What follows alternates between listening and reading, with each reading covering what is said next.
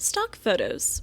Generic images traditionally licensed for commercial or editorial use that can be purchased through stock photography agencies. Although they're typically not tied to a specific place or time, they are commonly used for websites, social media, print materials, or advertising, making it something I'm sure we have all seen as we surf the web.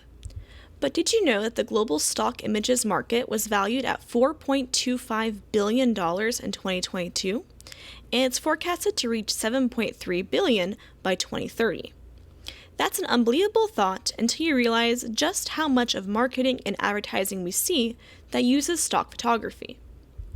It makes me wonder if we can circumvent the industry altogether. And no, I don't mean doing that by poorly editing off watermarks or using free, poor quality images. No, we can do better than that since we have Compute Grid on our side.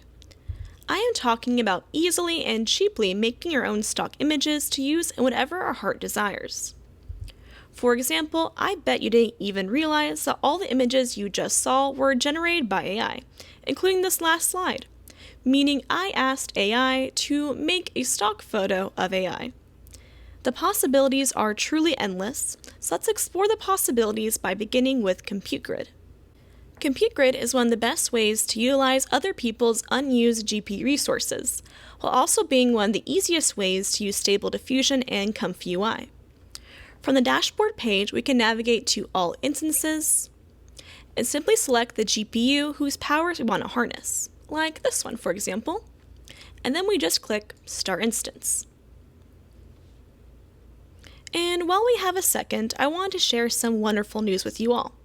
New Compute Grid users are able to get a free 4 hours to use towards GPU rentals, which I know, how generous. It is like Christmas in July.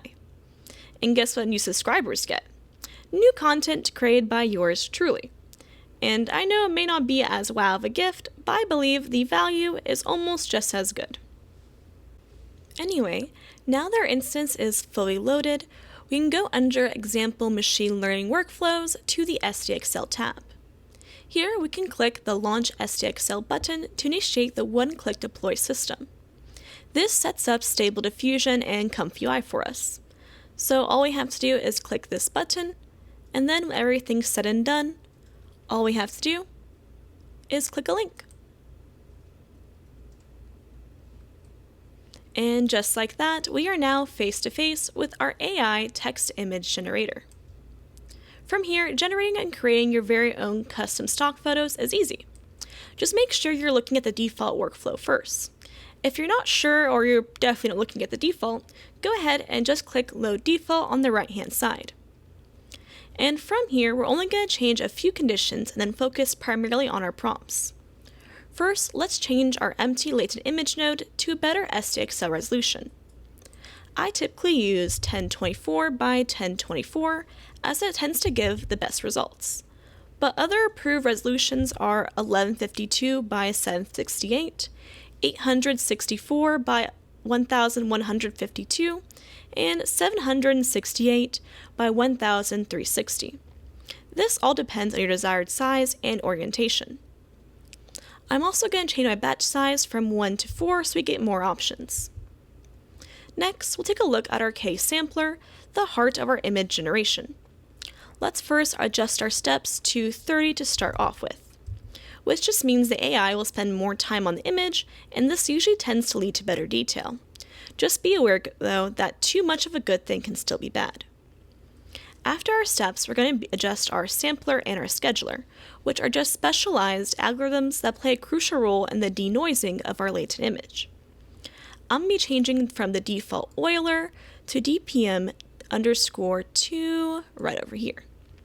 I'm also going to be changing the scheduler from normal to Keras, because in my opinion, DPM2 works better with that one. And although I won't be going into depth today about all of the sampler and scheduler options, I will say the reason why I chose these two is because DPM is one of the first schedulers to be available for Stable Diffusion. So any of the DPM afterwards are going to be a reliable improvement. But the DPM2 and Keras combo are a known combo that are known to yield high quality results with great color, texture, and style. That being said though, you may notice that our image generation may take a little while, and that's okay. That's due to our conditioning choices and our larger batch size. And then moving on, the last thing we're going to need is our prompts. My negative prompt is going to stay the same for all generations, because what I don't want for all images is going to remain the same. So text and watermark, of course, but also I don't want it to be unrealistic at all, cartoony, we don't want any duplicates in our images, deformed, glitchy, or noisy. Perfect. And now for my positive prompt. We'll be doing several different subjects today, but I always want to make sure to include some of the same stylistic phrases in every single prompt. So all of them are going to start with stock photo of da-da-da. After that, we're just going to say that it's going to be realistic, highly detailed, and it's going to be a photograph. Our sampler and scheduler should be able to take care of the rest. And perfect. We can now begin stocking up on images for our upcoming advertising campaign. Let's start easy though with locations. So I'm going to go ahead and make our first one be a stock photo of a beach. Just keeping it nice and simple. And now let's go ahead and cue prompt and see what we get. Beautiful. Send me on vacation here. This one is a bit of a mess. The no duplicates should have got rid of that, but the rest of them, absolutely gorgeous. Let's go ahead though and see what it can create for the exact opposite. So let's go from a beach to a busy city at night. Would you look at that? The colors are vibrant, and then there's an implied movement to the images that just give it a more realistic feel. Wonderful. But again, this is also just easy stuff, just background settings really. So let's instead say I am advertising for a vet clinic instead. So let's say this vet clinic needs some stock photos of some happy dogs for the billboards. Let's just say dogs. Keep it simple. And now let's cue prompt and see what we get. Beautiful and very high quality, if I do say so myself. I would say these pups would definitely get adopted if they were on a billboard sign. But let's try some more exotic pets, shall we? Like birds or reptiles. So let's ask for a stock photo of exotic pets at a vet clinic. And let's just say vet office again. Pets, birds, reptiles, small mammals. I don't think fish would count, but we'll just put that in. And since we are adding more animals, I'm also going to go ahead and increase our steps ever so slightly just to 35. Just to help the image generation.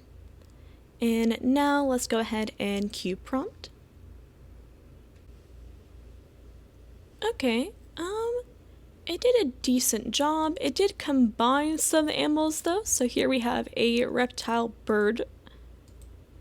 But all in all, not too bad. The colors in the setting are great. I just think we probably should have been a bit more specific about which animals we wanted, not just giving it a bunch of options. But honestly, not bad. If we wanted to, we could even remove the specifics of everything we asked for and just say, give me a stock photo of a vet clinic. And we'd still get the same wonderful results. Nice.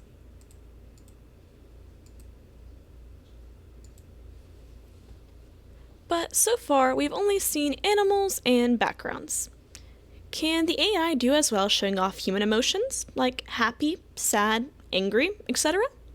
Well, there's only one way to find out. So let's change our prompt to be a stock photo of a happy customer eating a bagel. And now let's cue prompt. Okay, so at first glance, these images look good, but notice that something still feels off. So let's go ahead and change our sampler to be fixed.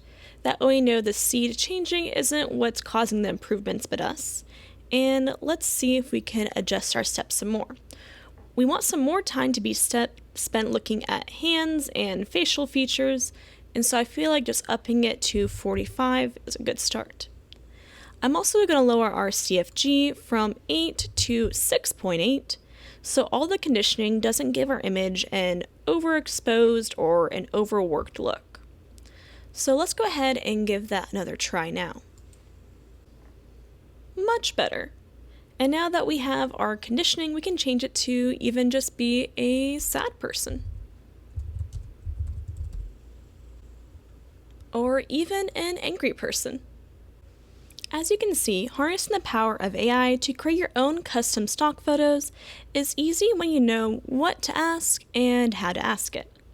By leveraging tools like Compute Grid, you can produce high-quality, realistic images tailored to your specific needs without the high costs and limitations of traditional stock photography. Whether you're crafting visuals for a marketing campaign, enhancing your website, or creating unique social media content, the possibilities are truly endless. So why not give it a try and see how AI can revolutionize your visual content creation? Thank you for watching! If you found this video helpful, be sure to give it a thumbs up and subscribe for more content. And don't forget to leave a comment below with your thoughts or any questions you might have. Until next time, happy creating!